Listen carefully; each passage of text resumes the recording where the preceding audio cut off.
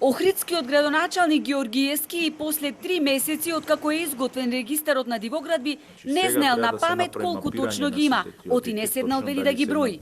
Може би се 10, 20, може би се 29 или 35. Темата за дивоградбите за мене е затворена, додава тој.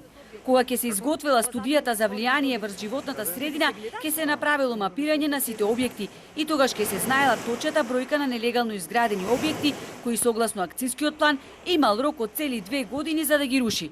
Го прашавме за колку објекти во моментов се изготвени правосилни решенија за отстранување. Има 2 поголеми куќи на потегот кај Косно Злобна, уште една куќа тука поголем објект, такви кои што се по жалби.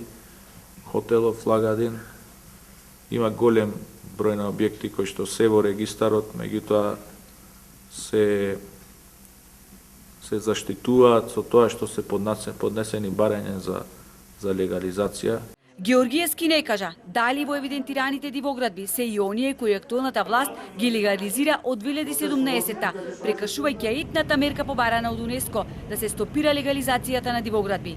Наместо да се спроведе оваа препорака на УНЕСКО, локалната и централната власт продолжуваат да легализираат. Значи имате во заштитен појас бесправни градби што се изградени, што може да се уклопат со закон за бесправни градби.